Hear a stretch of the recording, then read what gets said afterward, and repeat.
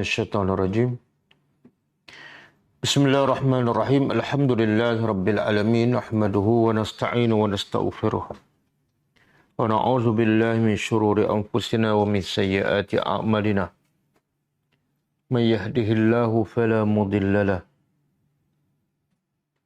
ومن يضلل فلا هادي له.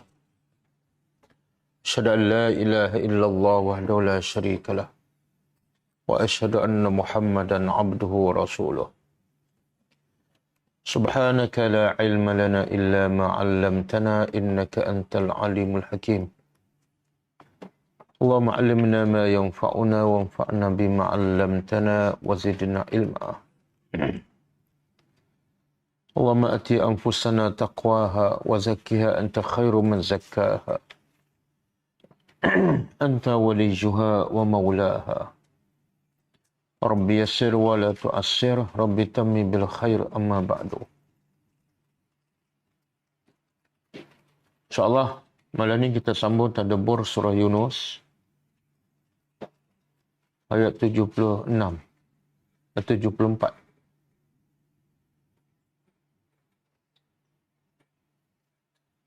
Sebelum tu kita tengok pengajaran ayat yang lepas.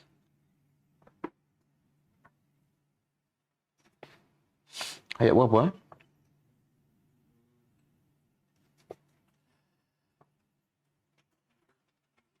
Ya. 72.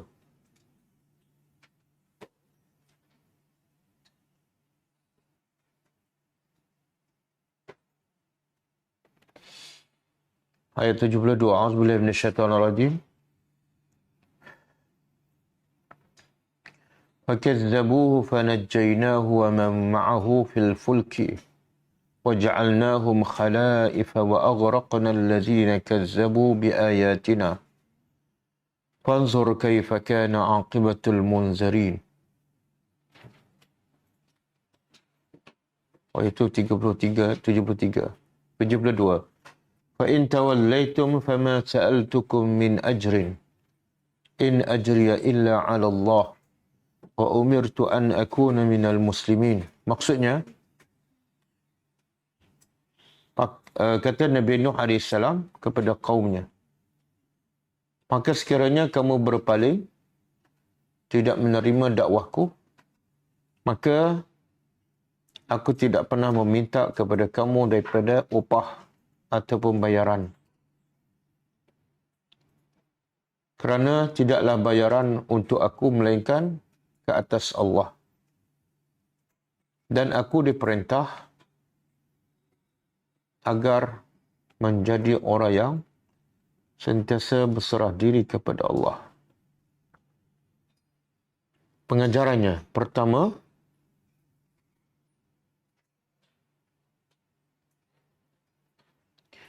wajib ke atas setiap orang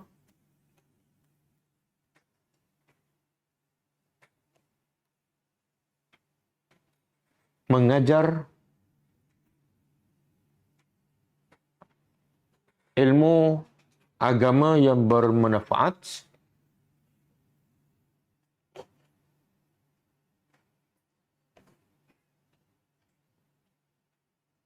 kepada manusia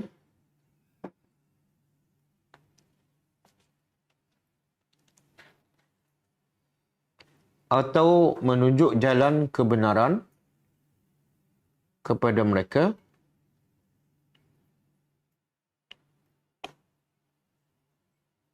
agar tidak mengambil upah atau habuan duniawi.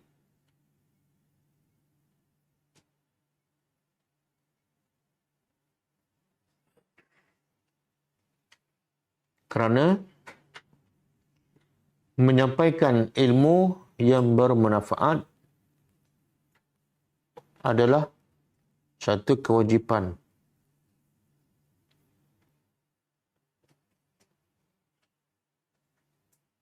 Dan Allah sendiri akan membalas dengan ganjaran yang berganda ganda.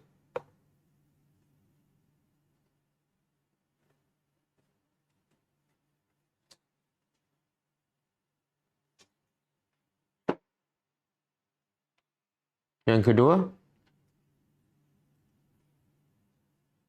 semakin ikhlas seseorang pendakwah atau yang menyampaikan ilmu,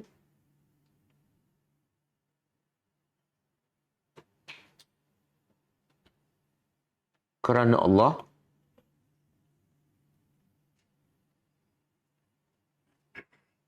dan sedikit pun tidak mengharapkan ganjaran dunia,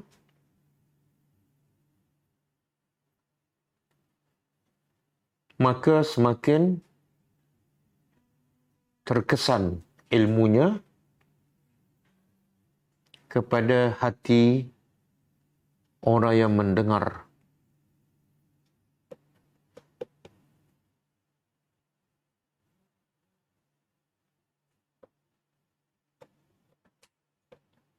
Yang ketiga,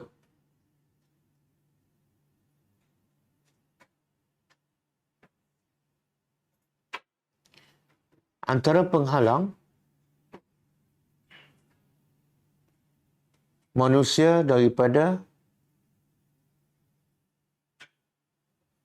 menuntut ilmu agama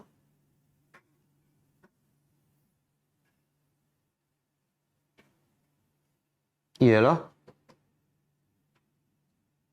kerana bayaran yang ditetapkan oleh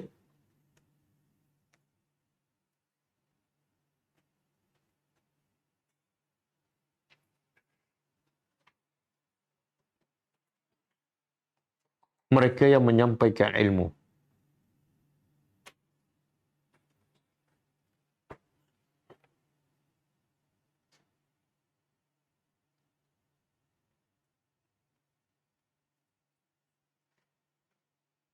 Yang keempat,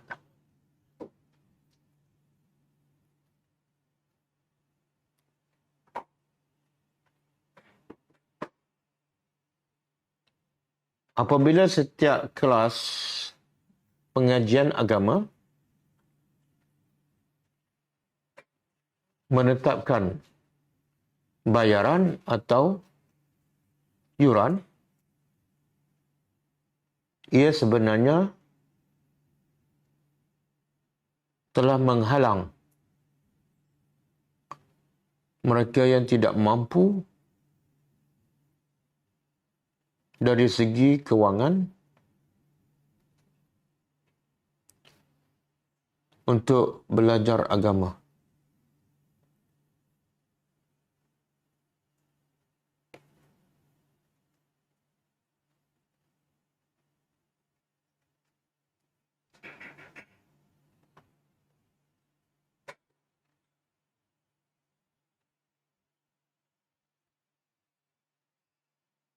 Yang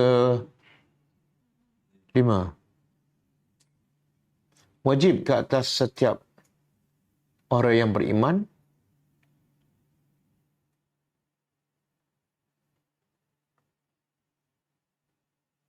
apatah lagi dia adalah seorang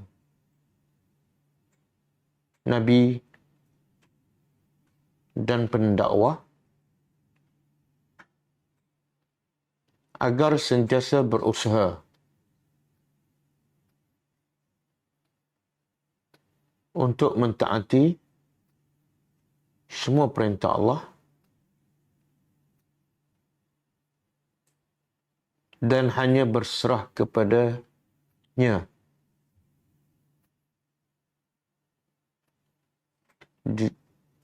dalam semua keadaan.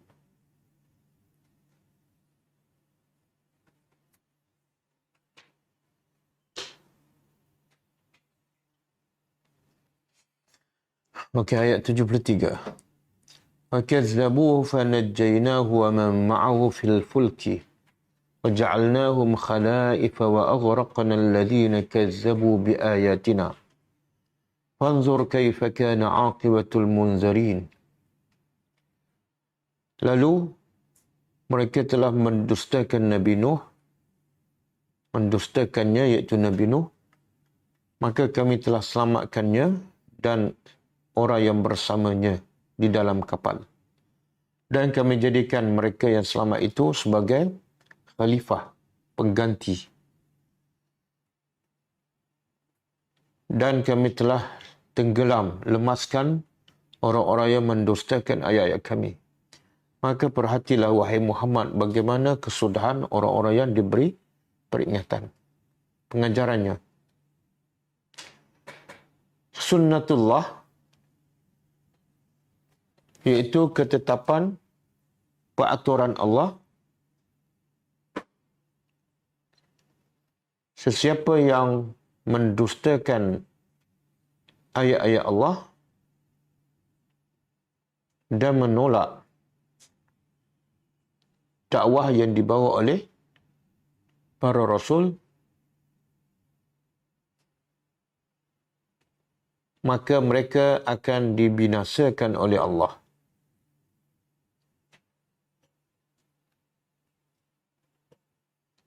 Sama ada di dunia atau di akhirat.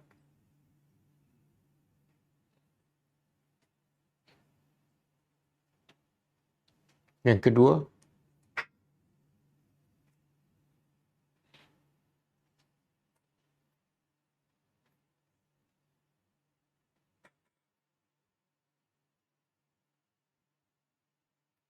hanya mereka yang beriman kepada Allah, hanya mereka yang beriman kepada Allah dan mengikut dakwah yang dibawa oleh para nabi sahaja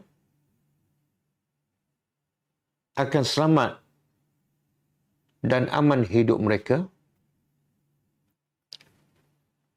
di dunia dan di akhirat.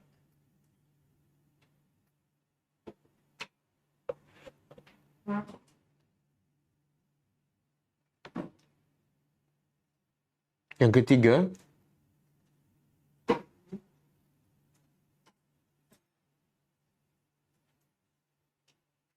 hendaklah takut kepada Allah mereka yang sentiasa kufur kepada Allah dan zalim kepada manusia. Kerana kesudahan mereka adalah akan sama seperti umat-umat yang terdahulu yang semuanya telah dibinasakan oleh Allah kerana kekufuran mereka.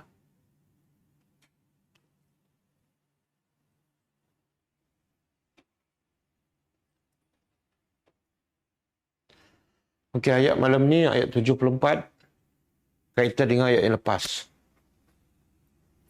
Setelah Allah menceritakan tentang tauhid, tentang keesaan Allah dan bagaimana orang-orang musyrikin menolak untuk mentauhid dan beribadat kepada Allah, dan juga Allah menyebut sebelum ini tentang kerasulan Nabi Muhammad SAW, tetapi bagaimana orang-orang musyrikin menolak dan menuduh Nabi mereka-reka ayat-ayat Allah. Kemudian lepas tu Allah mula menceritakan kisah-kisah para Nabi dan umat terdahulu sebagai hiburan kepada Nabi dan orang beriman dan sebagai amaran kepada orang-orang musyrikin Mekah dan yang seumpama dengan mereka. Dan cerita itu Allah mula dengan kisah siapa? Nabi Nuh AS. Kenapa kisah Nabi Nuh? Sebab Nabi Nuh pertama, dia adalah Rasul yang pertama. Rasul yang pertama dan dia juga adalah pengalaman berdakwah yang paling lama. Okey, habis cerita Nabi Nuh, maka sambungannya ayat ini. Auzubillahi minasyaitonirrajim. Summa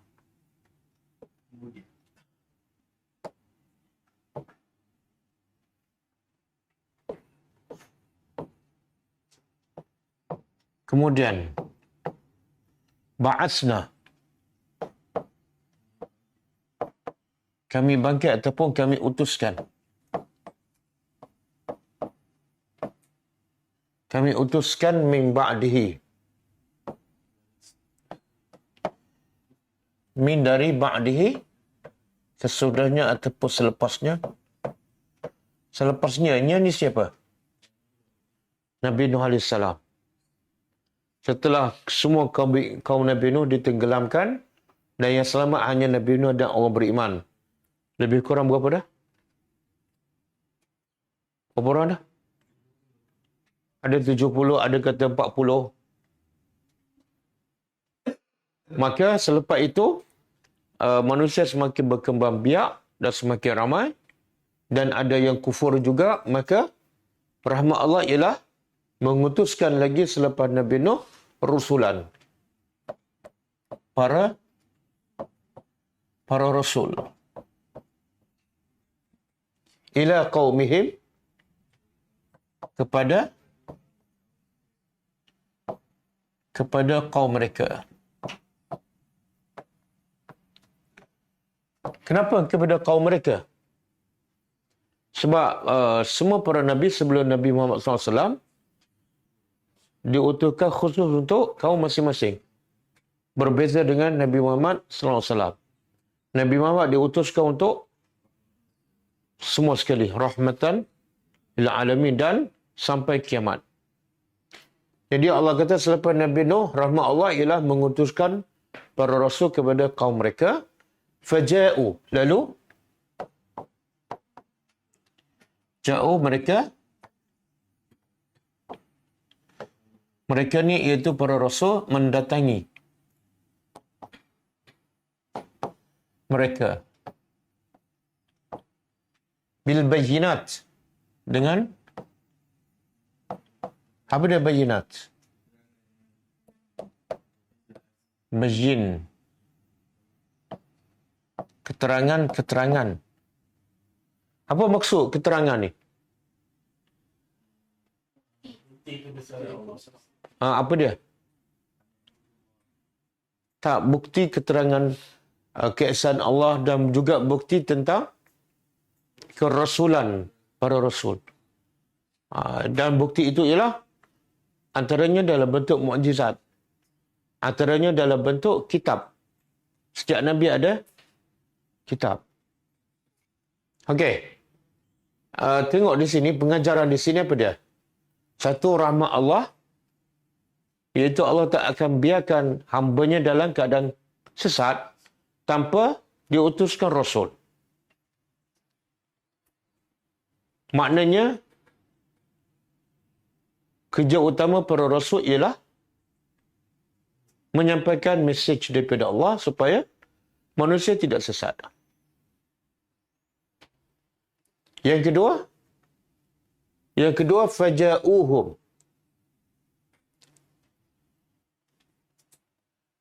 Siapa datang ni? Siapa datang? Rasul datang kepada siapa? Pengajarannya apa?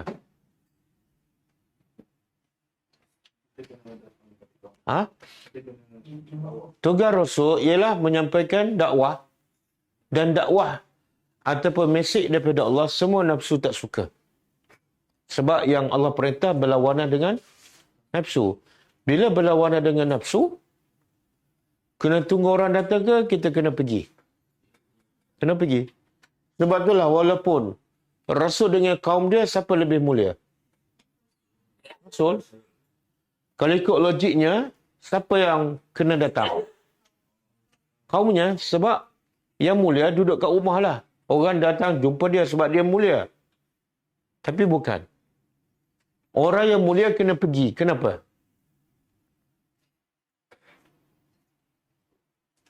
Kenapa?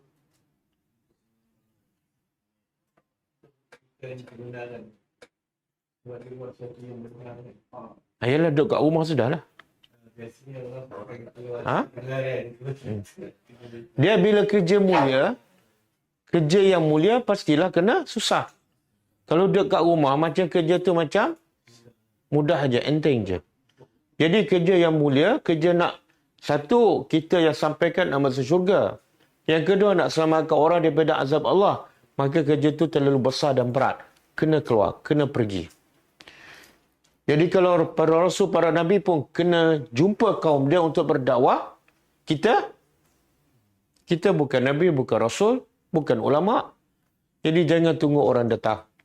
Kena pergi cari mad'u. Sebagaimana Allah perintah kepada Nabi Musa AS. Izhab ila, pergi jumpa Fir'aun.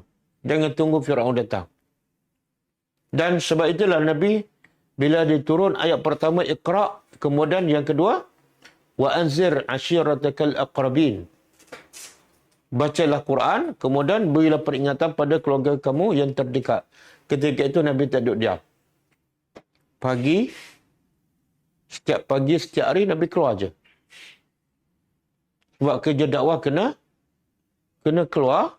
Kemudian orang yang jahil, yang tidak kenal Allah, dia sedar tak bahawa dia ada penyakit yang paling bahaya? Tak sedar. Jadi bila dia tak sedar, jangan tunggu dia datang. Dia tak akan datang. Kita kena pergi jumpa dia dan sedarkan dia. Okey. Yang ketiga, pengajaran ketiga, setiap para Nabi bawa apa? Bayinat. Bayinat tu daripada siapa?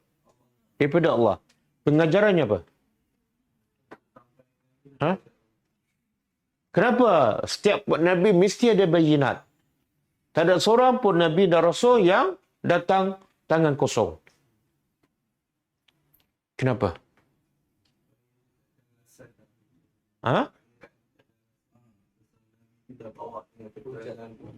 Yelah, boleh je Nabi nak cakapkan tanpa bayinat.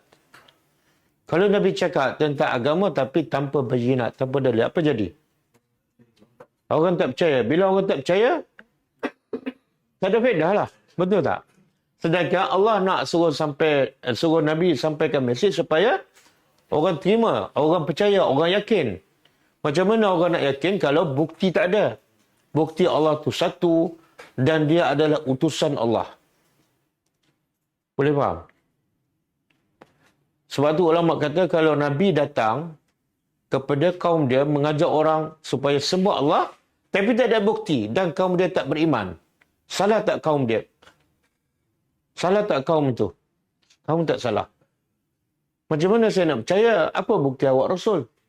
Jadi bila kaum tu tolak sebab tak ada bukti, kaum tu tak salah. Tapi bila dah bawa bukti, kaum tu tolak, kaum tu salah. Boleh faham? Pengajaran untuk kita, bila kita nak cerita tentang Allah, tentang Islam, kena ada buktilah. Dan bukti itu mestilah daripada Allah, bukan daripada diri sendiri, daripada nafsu, daripada logik akal. Kalau kita sampaikan agama, tapi daripada pendapat kita dan orang tolak, siapa yang salah?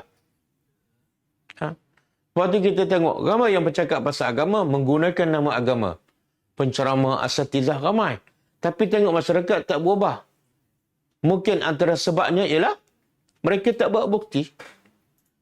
Jadi kalau tak ada bukti, mana mungkin mereka nak yakin dan mereka nak mengubah kehidupan mereka. Sekadar gelak ketawa, penglipu lara, betul? Penghibur. Dia tak akan berubah apa-apalah. Sebab tu, lagi pula di sini, yang bawa bukti ni siapa? Rasul. Kalau Rasul, sahabat Rasul pun kena bawa bukti. Kalau sahabat ustaz, lagilah. Okey. Dan di sini Allah sebut bukti itu kalau sama ada kitab ataupun mukjizat. Kalau Nabi Muhammad sama ada Al-Quran ataupun mukjizat. Kan? Tapi Allah tak sebut kitab. Allah tak sebut mukjizat. Allah sebut bayinat. Pengajarannya apa?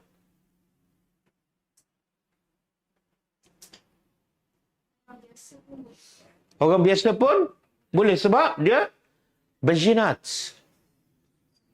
Macam mana logik tak? Allah nak suruh orang kenal Allah, nak suruh orang kenal Islam, tapi Allah bawa bukti yang susah difahami, yang tak jelas. Masuk akal tak? Tak masuk akal.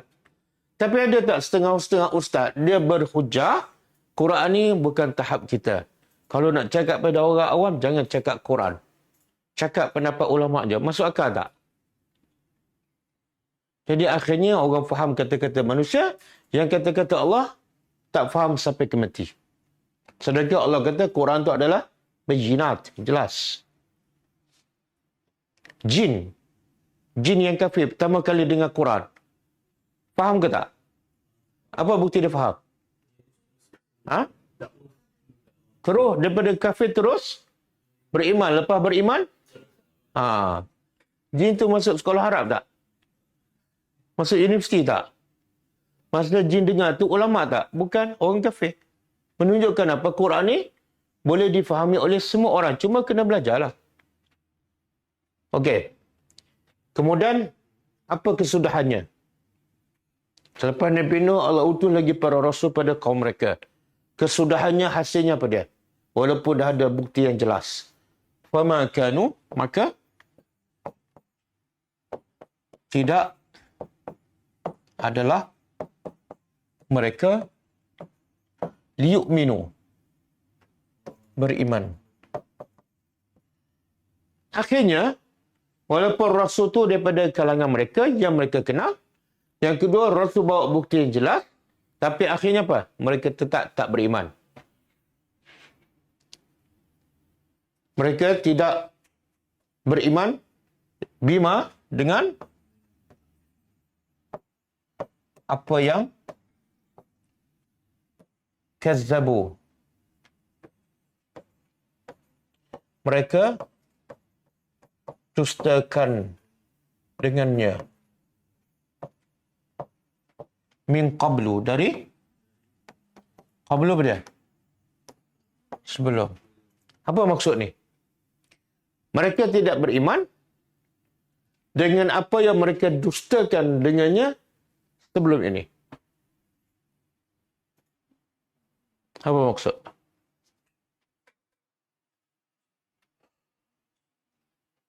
Tak beriman. Mereka tetap tak beriman. Tapi ayat selepas tu, mereka tidak beriman dengan apa yang mereka dustakan dengannya sebelum itu. Ha?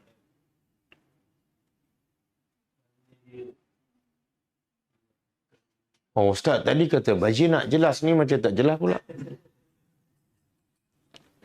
Sebab itulah Quran ni sebenarnya jelas. Cuma dia kena belajar. Dia tak jelas ni mungkin kepada orang yang baru nak belajar. Bila dia belajar, dia baca tafsir, dia bertanya ulama', semua akan jelas. Tak ada satu pun yang sampai sudah tak jelas. Okey. Jadi apa maksud ayat ni?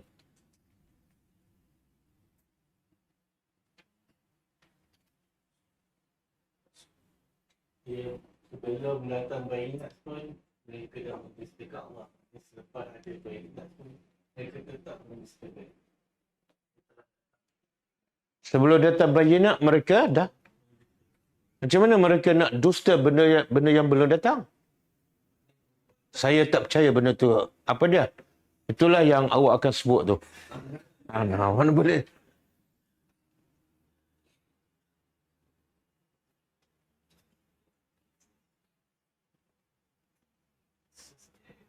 Saya pun tak faham. Sebelum saya baca tafsir. Jadi semua pelajar tak boleh jawab sebab tak baca tafsir. Tengok Allah nak beritahu apa ni. Kaum masing-masing ni tak beriman dengan Rasul mereka. Tak beriman dengan apa yang orang-orang dahulu mendustakan mesej dakwah yang disampaikan oleh Rasul mereka sebelum kaum ni. Faham tak? Makna apa Allah nak bagi tahu tu? Semua kaum akan menolak. Kaum dulu, kaum selepas itu, kaum sekarang, semua akan menolak. Sama je perangai. Mereka tak beriman sebagaimana orang dulu mendustakan dakwah yang dibuat oleh Rasul mereka. Betul tak? Daripada mula kaum Nabi Nuh, kemudian kaum Ad, kaum Samud, kaum Nabi Lut, kaum Nabi Musa, semua tak beriman. Pengajarannya apa? Pengajarannya apa? Ha? Wa qalilun min ibadiyas syakur. Sedikit sekali hamba-Ku yang beriman. Dulu, kini dan selama-lamanya. Jadi bila kita berdakwah, sikit je orang terima. Jangan terkejutlah sebab kamu bukan Nabi pun. Nak terkejut apa? Dah buat kerja dakwah lambat. Okey. Jadi Allah nak begitu, macam kita tengok apa ni kaum Nabi Nuh. Apa kaum dia cakap? Sehingga Nabi Nuh berdoa, wahai Tuhan, jangan tinggal di atas muka bumi. Di atas muka bumi, suruh berhidup. Hancurkan mereka semua. Pasal apa? Ha? Tak. Allah sebut dalam Quran sebab bapa ni pesan daripada anak dia, bahkan pesan pada cucu dia. Kamu kalau dengar orang ni berdakwah, jangan sekali-kali percaya. Orang ni iaitu Nabi Nuh memang sesat. Jadi wasiat mereka turun-temurun, jangan beriman dengan Rasul. Sebab tu Nabi Nuh berdakwah 950 tahun, Nabi Nuh tahu dah perangai orang kaum dia. Sebab tu dia berdoa, ya Allah, hancurlah mereka ni. Kalau mereka hidup, tak ada siapa yang beriman dan akan menyesat pula yang dah beriman. Makna perangai kufur, syirik pada Allah akan sentiasa berlaku sepanjang zaman. Okey. Jadi kerja kita apa dia? Teruskan berdakwah lah. Jangan duduk sibuk, bising. Hentam sana, hentam sini. Kerja dakwah tak jalan. Okey. Tengok Allah bagi kesudahan. Kesudahannya serah pada Allah. Apa dia? Kazalika. Demikian itu. Natba'u at-taba'u. Taba'allahu ala qulubihim. Taba'a makna khatam. Khatam apa makna? Seal. Allah tutup, Allah kunci. Dia terjemah apa tu? Demikian itu, kami meteraikan.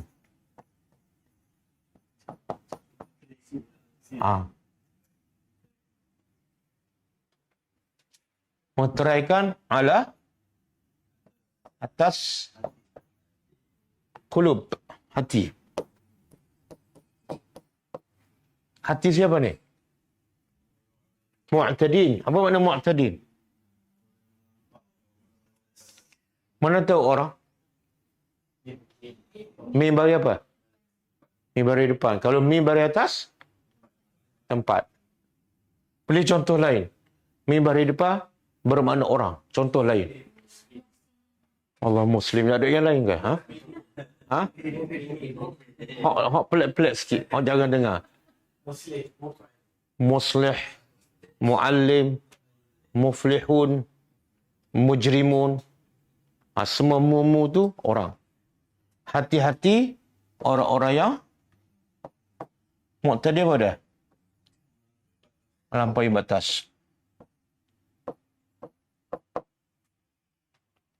Apa melampaui batas di sini apa dia? Tak beriman. Mendustakan ayat Allah, melampaui batas. Okey. Natba'u ni mana? Apa tadi? Kami kunci. Apa maksud kami kunci tu? Allah dah tutup hati. Ialah apa makna Allah tutup? Sebenarnya bukan setakat Allah nak bagi tu Allah tutup. Tabu'u ni dalam bahasa Arab, tabu'u ni bila tutup, hidayat tak boleh masuk. Dan yang kufur dalam hati tak boleh nak. Maknanya dia tak akan beriman sampai bila-bila.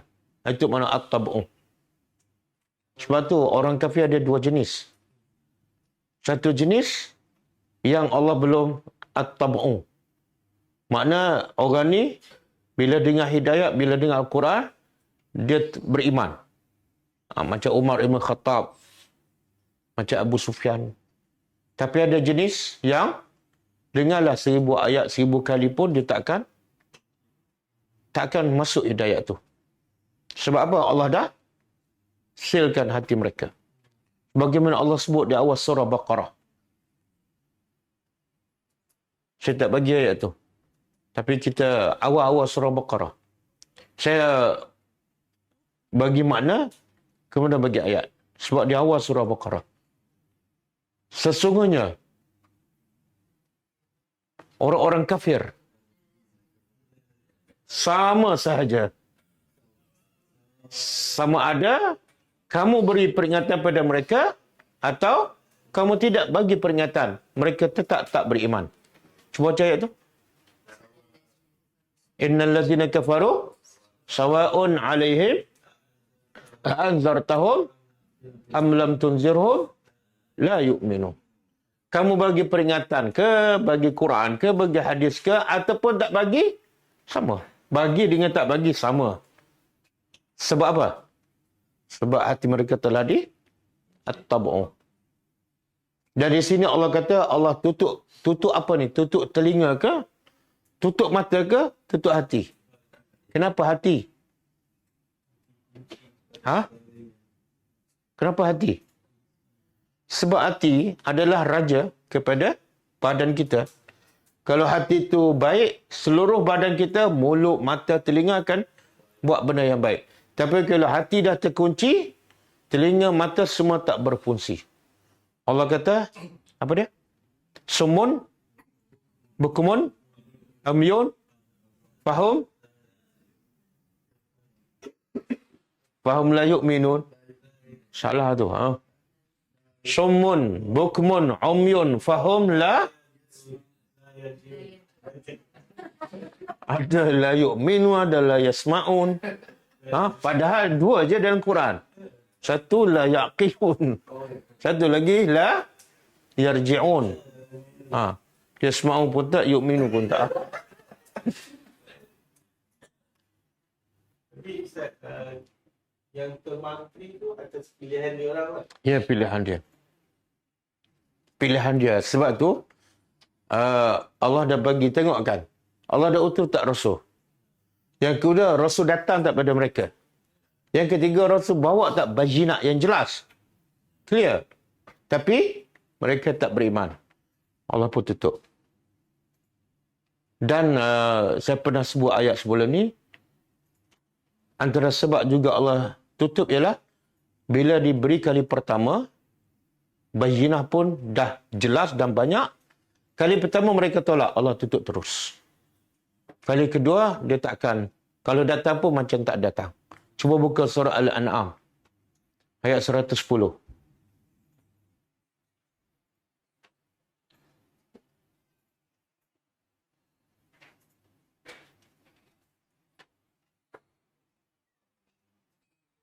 Okey.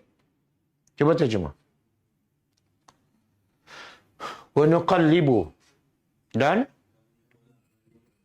kami bolak-balikkan afidatahum, hati-hati mereka, wa absarahum, dan penglihatan-penglihatan mereka, kama lam yu'minu, sebagaimana mereka tidak beriman dengannya, dengan Al-Quran, awwal marrah, kali pertama. Bila dah sampai mesej dakwah dan bukti pun cukup jelas, kali pertama mereka tolak. Terus Allah kata, kami bolak-balikkan hatinya supaya jauh daripada iman. Dan wa nazaruhum, kami biarkan mereka fi tughyanihim, dalam kesesatan, ya'mahun. Ya'mahun ni buta dalam keadaan meraba-raba. Cuba bayangkan orang buta lalu tepi jalan, lalu di atas jalan, apa akan berlaku? Mestilah tersepak, mestilah terjatuh. Jadi orang yang Allah tutup pintu hati ni, dia akan terjatuh, dia tak akan jumpa jalan yang sebenar. Sebab matanya telah buta. Boleh? Sebab itulah, bila ada peluang nak belajar tadabbur Al-Quran, nak belajar sunnah Nabi, jangan tolak. Bila tolak kali pertama, tangguhkan. Lepas pencin saya nak buat. Tengok-tengok lepas pencin, tak ada. Yang mati tu satu hal. Ini umur panjang sampai 80 sampai 90. Allah tak buka pintu hati. Tak tinggi langsung.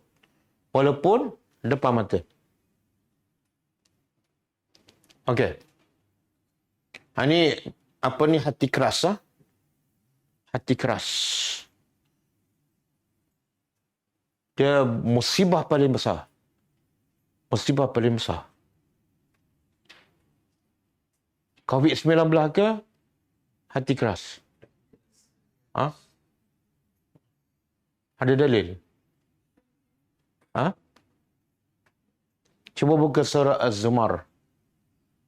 Ayat 22 dan 23.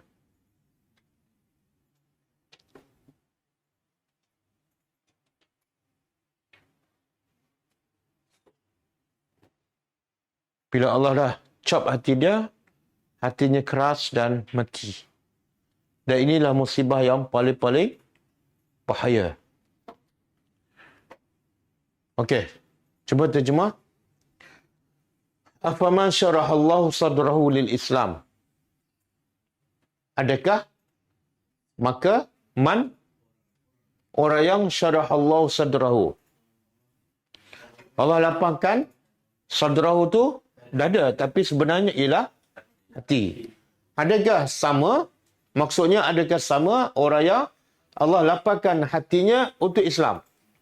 Dia mudah nak terima perintah Allah, mudah nak dengar dan amal sunnah Nabi, mudah nak dengar tadabbur Al-Quran, Allah lapangkan hati. Fahuwa ala nur. Maka orang ni sebenarnya berada di atas cahaya. Dan cahaya pula daripada siapa?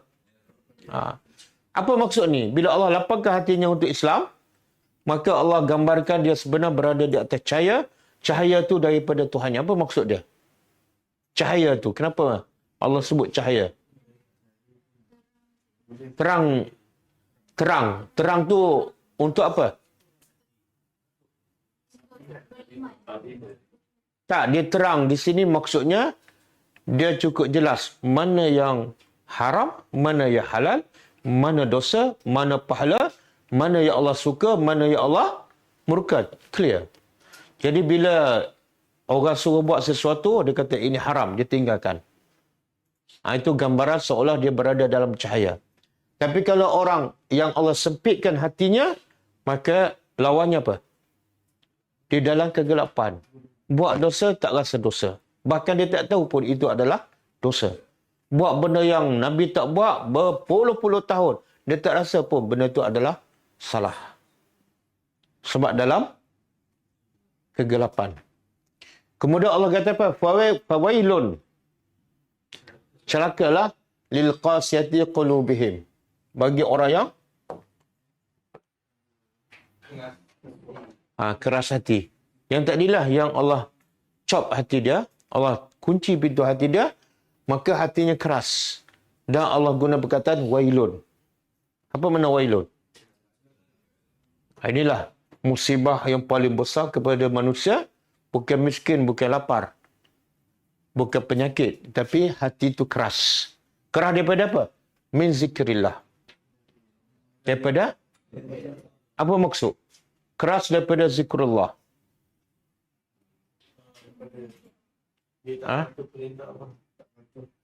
Bukan setakat tak patuh. Quran pun tak nak dengar.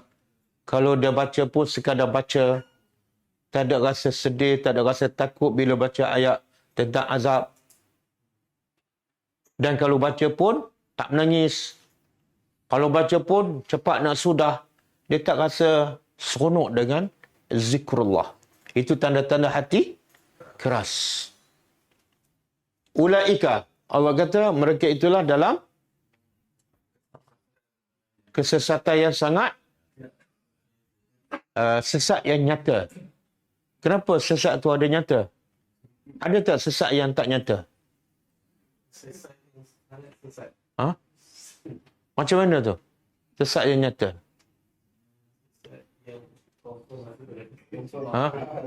Ada yang sesat tak masuk neraka? Yang paling bawah ada. Tak, dia Allah nak, bila Allah sebut sesat yang nyata, makna apa tu? Hidayat tu cukup jelas, terang. Tiba-tiba dia tolak, makna apa? Kesesatannya sangat-sangat nyata, sebab hidayat pun sangat nyata. Kalau hidayat tak jelas, orang yang menyampaikan pun tak ada bukti, dia pun tolak. Itu sesat yang tak berapa nyata. Boleh faham? Dia nak pergi Al-Usta. Tengok signboard kat Al-Usta besar. Besar gajah. Tapi dia boleh ambil simpang ke Ipoh. Itu memang sesat yang nyata. Tapi kalau signboard kat Al-Usta, kecil je. Kemudian tulisannya kabur. Dia pun belok ke kiri. Sesat juga, tapi tak. Sesat yang sikit-sikit lah. Sebab signboard tak jelas. Faham tak? Ini bukti tentang keesaan Allah, bukti tentang kebenaran. Jelas tak? Jelas. Tiba-tiba dia tolak juga. Memang sesat yang mubin. Okey. Sekarang Allah kata hati keras. Lawan dia hati lembut. Okey. Apa ciri-ciri hati yang lembut? Ataupun sebelum tu saya nak tanya, hati kita ni masuk kategori yang mana? Hati keras ke hati lembut? Apa dia? Kita tanya seorang-seorang. Hati lembut ke keras? Kadang-kadang lembut, kadang-kadang keras. Yang banyak, mana banyak? Keras banyak ke lembut?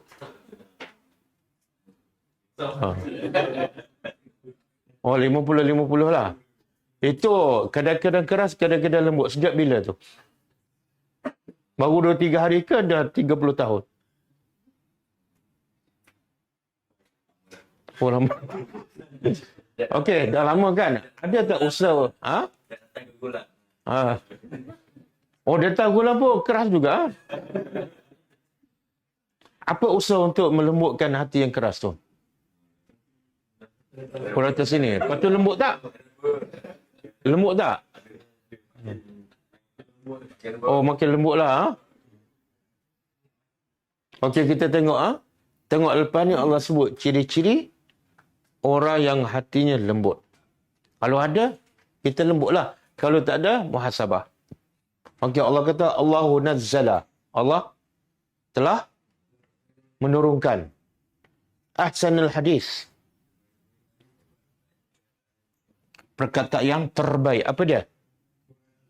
Allah gambarkan Quran itu adalah hadis, percakapan. Percakapan Allah. Maka bila percakapan Allah, dia pastilah ahsan, paling baik. Kan? Di sini, dalam kehidupan kita, kita anggap tak Quran adalah percakapan terbaik. Kata-kata terbaik. Betul? Betul? Betul? Berapa jam satu hari baca Quran?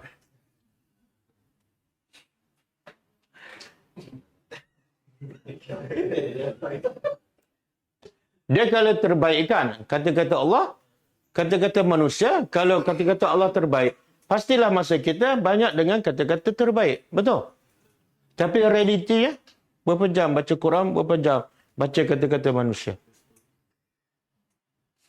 Bercakaplah benar walaupun pahit. Sini, mulut kita cakap Quran terbaik. Tapi berapa minit je kita bagi pada perkataan yang terbaik. Betul? Kalau kita baca pun kadang-kadang tak seronok. Baca nak habis. Sedangkan dia kata-kata terbaik. Betul tak? Kita kalau dengar kata-kata manusia yang terbaik, kita bagi tumpuan tak? Dan kalau boleh kita nak dengar sekejap ke lama? Sebab kata-kata terbaik. Tapi bila nak baca kata-kata Allah yang mulut kita cakap terbaik, berat je. Terbaik tak kata-kata Allah? Memang terbaik Ustaz. Kenapa rasa berat? Mana kurang baik lah tu. Lepas tu, berat nak baca. Bila baca, nak cepat sudah ke? Nak baca paling lama? Cepat sudah. Okey. Kat sini, lulus ke? Fail. Satu. On the way, jauh perjalanan tu, dah lama kan? Tak, buktikan. Buktikan dalam hidup kita. Bagaimana Allah kata Quran adalah ahsanul hadis, buktikan. Kita bagi masa yang paling banyak pada Quran. Di mana-mana kita baca, di mana-mana kita tadabbur. Jangan terhad pada pagi saja ataupun waktu kelas saja. Okey, yang kedua, kitaban mutasyabihan. Sifat Quran. Yang kedua, kitab mutasyabih. Apa makna kitab mutasyabih? Serupa. Apa maksud? Kitab yang serupa. Bukan. Ini Allah tak nak cerita, bukan nak cerita, nak banding kitab ni dengan kitab dahulu, tak. Allah nak cerita pasal Quran je. Mutasyabih ni sama. Iaitu kalau kamu baca Quran daripada Fatihah sampai An-Nas, sama je dari segi tujuannya. Tujuan semua daripada Fatihah sampai An-Nas untuk apa? Nak betulkan akidah manusia supaya mentauhidkan Allah yang satu, supaya manusia sembah Allah. Sama je daripada Fatihah sampai An-Nas. Yang kedua, sama dari segi keindahannya. Ayat Quran daripada Fatihah sampai An-Nas, semuanya cantik, semuanya indah, dan bila kita baca tak boring, tak jemu. Tengok hujung kebanyakan setiap ayat sama tak? Wadduha wal-laili idza saja ma wadda'aka rabbuka wa ma qala walal akhiratu khairun wa abqa walal akhiratu khairun laka minal ula. Hujung tu sama. Jadi mutasyabih makna sama, khususnya dari segi dua. Satu, tujuan ataupun maksudnya. Semua nak mengajak manusia sembah Allah. Yang kedua, keindahannya. Sebab tu ramai tak orang cari duit melalui berlagu dengan Quran. Sebab Quran tu indah. Masania. Masania apa mana? Ini sifat pertama. Ini sifat kedua. Misal sifat ketiga. Masania berulang-ulang. Apa yang berulang? Dia dalam Al-Quran, kita nampak paling jelas kisah-kisah para Nabi berulang. Dan kisah yang paling banyak berulang, kisah Nabi Musa AS. Kenapa berulang? Kan? Sebab Quran ni kitab tarbiyah. Dia nak mendidik diri kita. Dan daripada kisah tu, kita jadikan panduan dan boleh memantapkan iman kita. Sebab tu diulang. Bila dah lupa, kita baca surah akhir, jumpa lagi. Dan juga diulang ni dari segi memberi benda yang menakutkan kita. Cerita pasal neraka. Daripada awal surah Fatihah sampai akhir ada je. Cerita pasal syurga. Daripada Fatihah sampai akhir. Berulang-berulang. Okey. Kesannya, taksyairu. Apa makna taksyairu? Gementar. Gementar daripada kitab itu, daripada ayat itu, julud. Kulit-kulit orang yang yakhshawna rabbahum. Bila orang yang takut pada Allah baca Quran, kulit dia gementar. Bulu ramanya berdiri. Sebab apa? Gementar takut. Kenapa?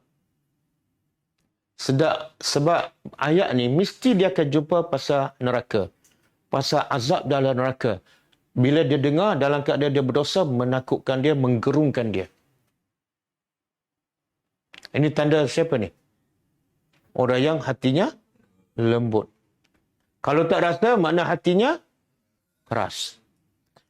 Kemudian, lepas gementar, lepas seram, sema talinu. Kemudian, lana yalinu. Maklin. Maklin apa dia?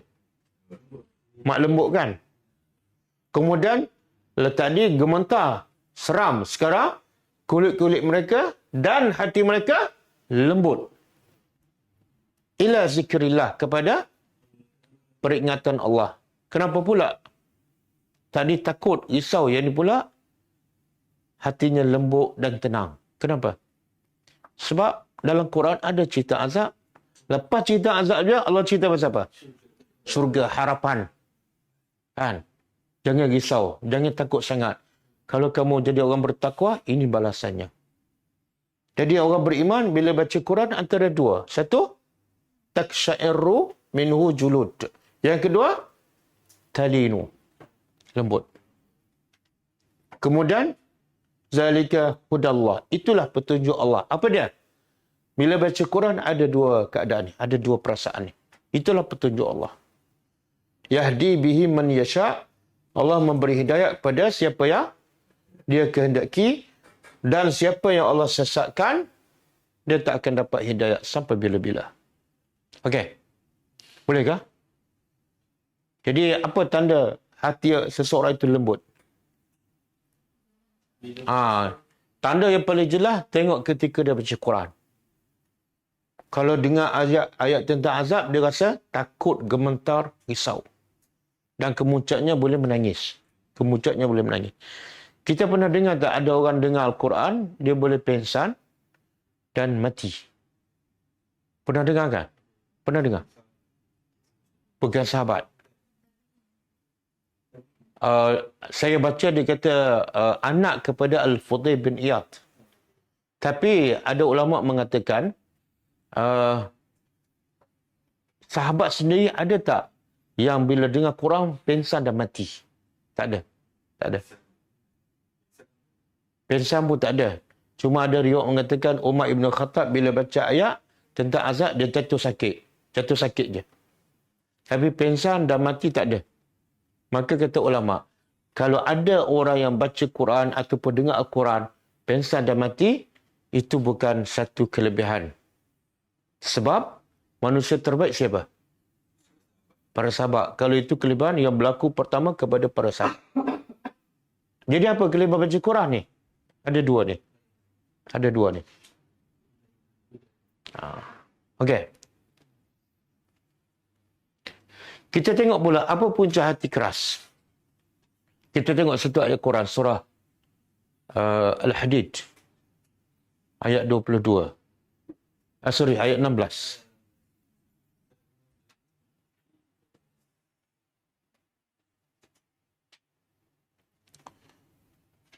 Okey.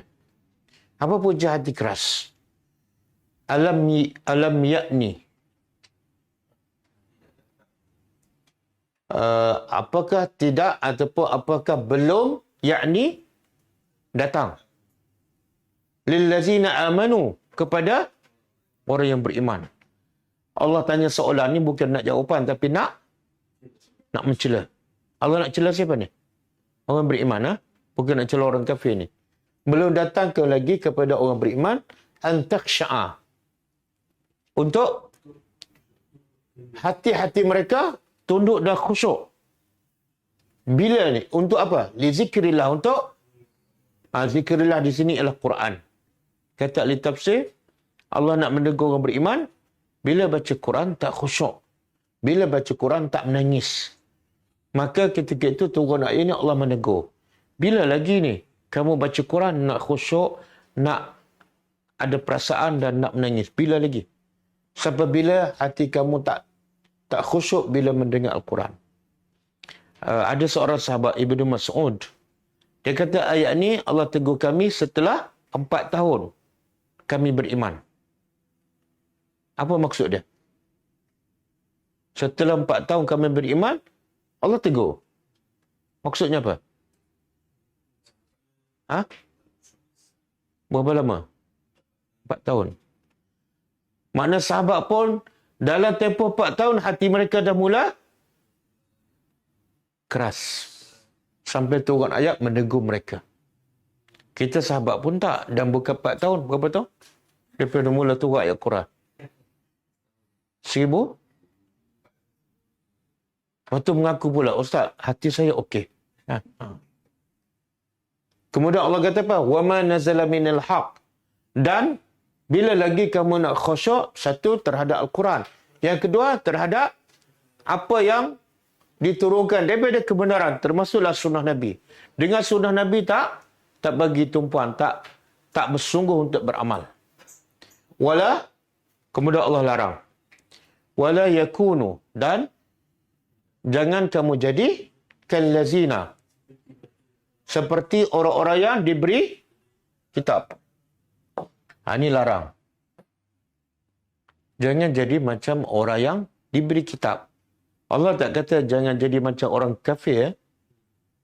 Maknanya orang ni asalnya ada kitab, tapi akhirnya menjadi keras. Jangan jadi macam mereka. Apa punca? Jangan jadi seperti orang yang diberi kitab min qablu, sebelum ini. Kitab Taurat, kitab Injil. Tetapi fatala alaihimul amad. Apa makna fatala?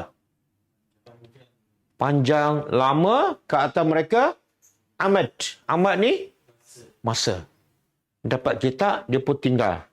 Seminggu, 2 minggu, sebulan tak dengar tazkirah, tak baca kitab mereka. Setahun, kesannya apa? Faqasat. Maka keraslah hati mereka. Wa kathirun. Dan bila keras, kebanyakan mereka adalah orang fasik. Nampak? Di sini Allah nak beritahu apa ni? Nak beritahu apa ni? Punca. Punca hati keras. Mungkin kita tanya, Ustaz, kenapa hati saya keras? Baca Quran pun tak menangis, tak rasa apa-apa. Kadang-kadang 2-3 hari tak baca Quran, tak rasa bersalah. Tapi bila tak makan pagi tu rasa lapar je. Kan? 1 hari tak baca Quran macam okey je. Maka jawapannya ialah ni.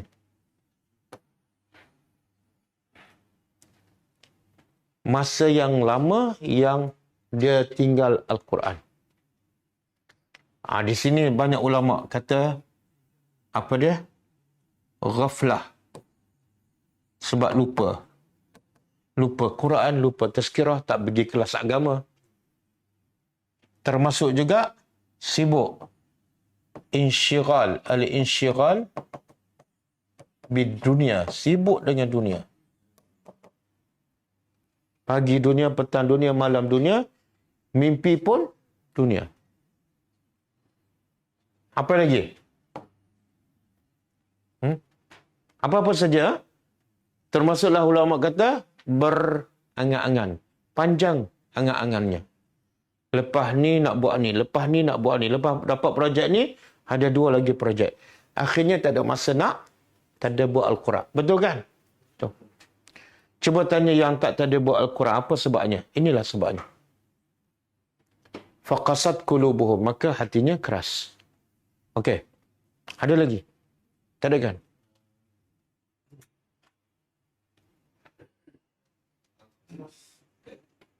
Al-Qasas. Okey, itu ayat untuk ayat selepasnya. Balik pada ayat tadi.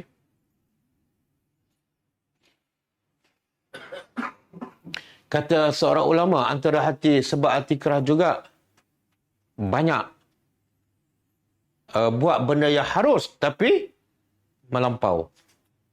Benda tu harus, bukan haram. Tapi dia buat secara melampau. Maka menjadikan hati keras. Apa dia? Banyak tidur. Tidur harus, tapi bila banyak tidur, hati keras. Banyak makan, dah sampai dah. Banyak makan, betul. Banyak makan. Bila makan banyak, hati keras. Sebab itulah bila kita berbuka puasa kan. Lepas kita berbuka puasa, solat maghrib jadi khusyuk ke tak khusyuk? Apa sebab? Makan banyak masa berbuka kan. Tapi masa kita berbuka di Masjidil Haram, solat maghrib khusyuk tak? Sebab apa? Sebab buka puasa dengan kurma dengan air zam-zam je. Sambusak kan. Jadi banyak makan, banyak tidur, banyak bercakap. Penyebab kepada hati keras. Bercakap je, non-stop. Yang keempat, banyak gelap. Itu semua. Jadi kalau nak keraskan hati lagi, selalulah tengok Maharaja Lawak. Okey, ayat kita seterusnya. Summa. Kemudian. Tadi Allah kata kami utuskan selepas Nabi Nuh Rasul-Rasul. Tapi Allah tak sebut siapa Rasul.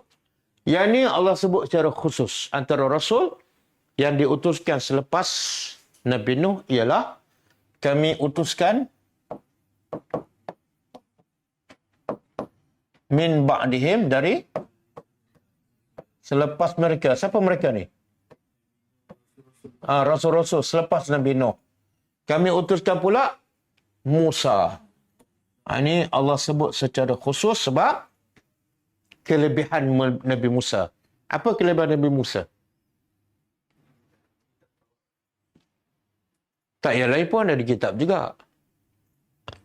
Apa kelebihan Nabi Musa banding dengan Nabi lain?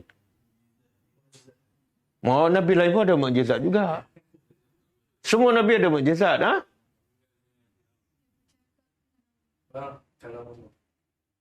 Pertama sekali dia adalah Nabi yang terbaik di kalangan Bani Israel. Dalam kebanyakan para Nabi daripada Bani Israel, yang nombor satunya Nabi Musa. Yang kedua sebab dia bercakap dengan Allah. Wa kallama Allahu Musa taklima. Allah bercakap direct dengan Nabi Musa AS. Dan di kalangan Nabi Ulul Azmi ada berapa? 5. Dia adalah yang keberapa? Yang pertama? Yang kedua? Yang ketiga Nabi Musa AS. Dan Nabi Musa ni antara kelebihan juga ialah kaum dia Bani Israel paling degil. Paling degil dan paling banyak buat hal dengan Nabi sendiri. Lepas dia selamat daripada Fir'aun, tiba-tiba dia minta apa? Berhala. Lepas tu Allah nak bagi satu negeri yang aman, yang subur dengan tumbuhan-tumbuhan di Palestin. Nabi Musa kata masuk, dia kata apa? Kau masuklah dengan Tuhan engkau, kami duduk sini tengok. Wait and see. Musa dan Harun. Kepada Fir'aun. Musa Allah tak sebut. Kita dah sebut tadi kan. Semua para Nabi diutus kepada siapa? Kaumnya. Tapi bila Musa Allah sebut diutus kepada siapa? Fir'aun. Fir'aun kaum Nabi Musa ke? Bukan. Sebab apa? Dia raja masa tu. Tak, Musa ni Bani Israel kan? Tapi Fir'aun bangsa apa? Kibti, bukan Bani Israel. Kenapa pula Musa diutus pada Fir'aun? Raja yang menguasai Bani Israel masa tu. Nabi Musa diutus pada Bani Israel. Dan Bani Israel di bawah kawalan Fir'aun. Jadi kalau nak dakwah pada Bani Israel, dia kena jumpa bukan bos lah. Orang yang mengawal Bani Israel itu. Lepas tu bila jumpa Fir'aun, Nabi Musa antara mesej dakwah dia pada bebaskan, merdekakan Bani Israel. Aku nak berdakwah. Kepada Fir'aun dan wa mala'ihi. Mala'i apa dah? Pembesar-pembesarnya.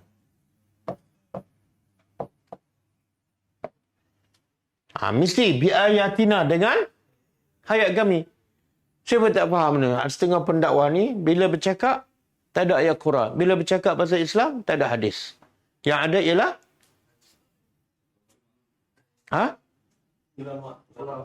selat tirai dengan ayat kami. Dengan ayat-ayat kami. Maka hasilnya apa dah? Fastakbaru. Lalu mereka takabur. Mereka sombong. Perkataan yang tepat bodoh sombong kan? Dah lah jahil lepas tu sombong pula. Wa kanu,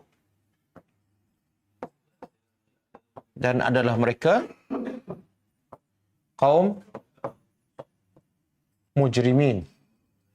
Mujrimin adalah kaum yang berdosa. Fir'aun dengan kaum pembesar dia ni adalah kaum yang buat dosa besar. Apa dosa besar mereka? Apa dosa besar mereka? Kalau Fir'aun, ana rabbukumul, dia mengaku dia adalah Tuhan. Rab ni makna rububiyah, pencipta. Dan dia juga mengaku dia adalah ilah, Tuhan yang disembah. Uluhiyah pun dia mengaku, rububiyah pun dia mengaku. Dalam surah apa ni? Kalau rububiyah dalam surah An-Nazi'at, ana rabbukumul a'la.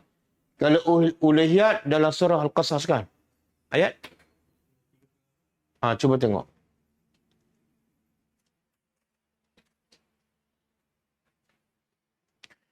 Cuba terjemah. Wa qala Fir'aun. Ramai orang tak tahu bahawa Fir'aun ni bukan setakat dia mengaku Rabb, tapi dia juga mengaku ilah. Ramai orang tak tahu. Kata Fir'aun, wahai al-malak. Malak ni pembesar. Wahai pembesar-pembesar, ma'alimtu. Aku tak tahu.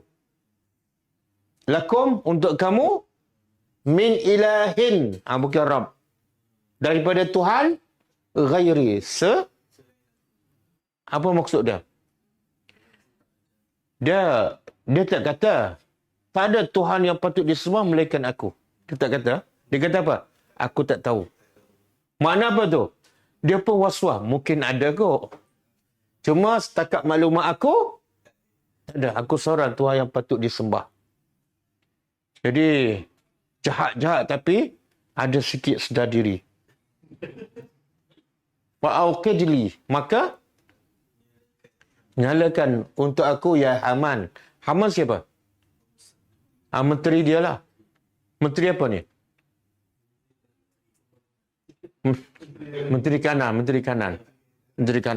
Sekarang tak ada menteri kanan kan? Dulu ada 4 menteri kanan. Wahai Haman, nyalakan untuk aku alatin. Apa dia? Tanah liat.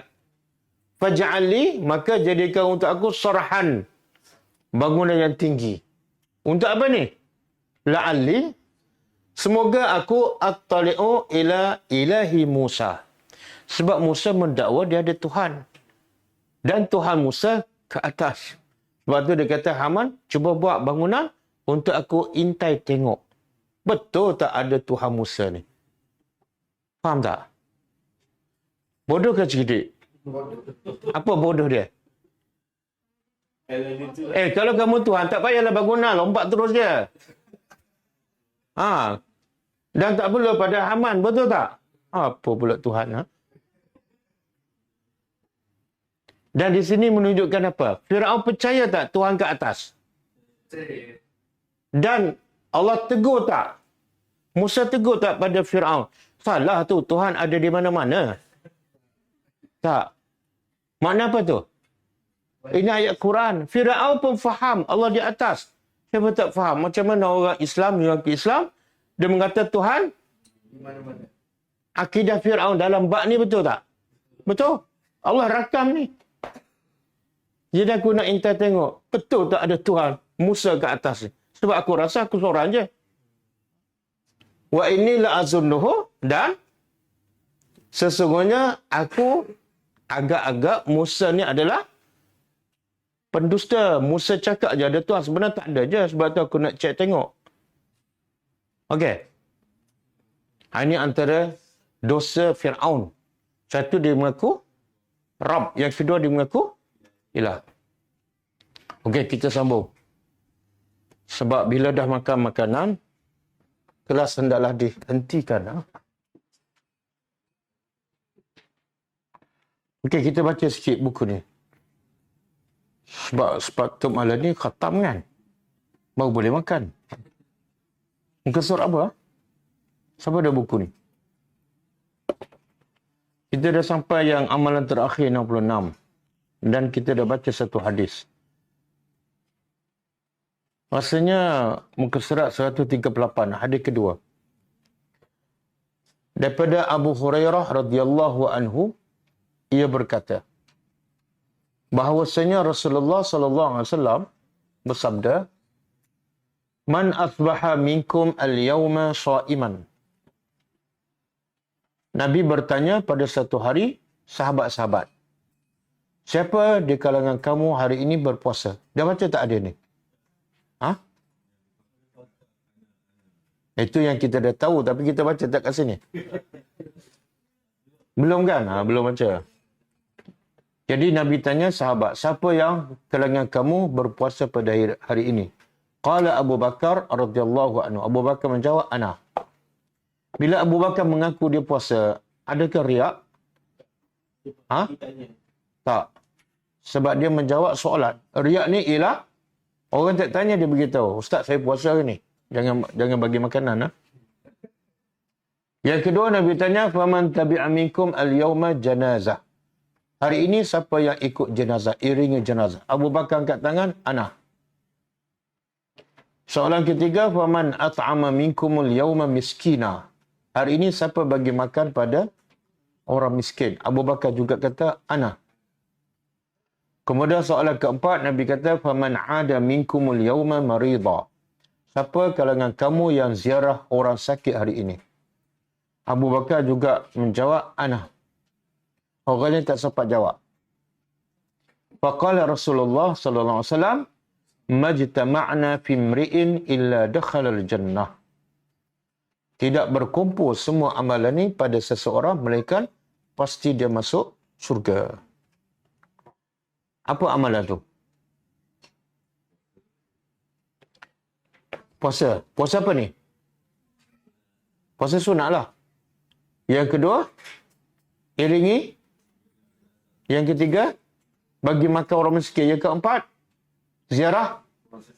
Yang kelima, 4 je lah. Ada tak solat? Tak ada. Ada tak solat malam? Tak ada. Tapi kenapa? Ada 4 ni Nabi kata pasti masuk syurga. Pengajarannya apa? Antara sebab utama manusia boleh masuk syurga ialah banyak buat manfaat kepada orang. Daripada 4 ni, yang buat manfaat pada orang berapa? 3. Satu, ziarah orang sakit. Yang kedua, bagi makan orang. Yang ketiga, semua hubungan dengan manusia. Hablun minan nas. Jadi rugilah orang yang asyik buat ibadat seorang-seorang. Sebab tak ada jaminan dia akan masuk syurga Allah Subhanahu Wa Taala. Sebagaimana seorang pelacur, dia boleh masuk syurga sebab hubungan dengan makhluk Allah walaupun binatang. Iaitu bagi minum pada anjing. Okey, insya-Allah cukup setakat ni. Kita sambung malam besok. Dan pagi besok ada kelas hadis oleh Ustaz Usama, insya-Allah. Kita tutup dengan membaca tasbih kafarah. Subhanakallahumma wa bihamdika asyhadu an la ilaha illa anta astaghfiruka wa atubu ilaik. Assalamualaikum warahmatullahi wabarakatuh. كتاب الله ترق جنانه وتنى العظيم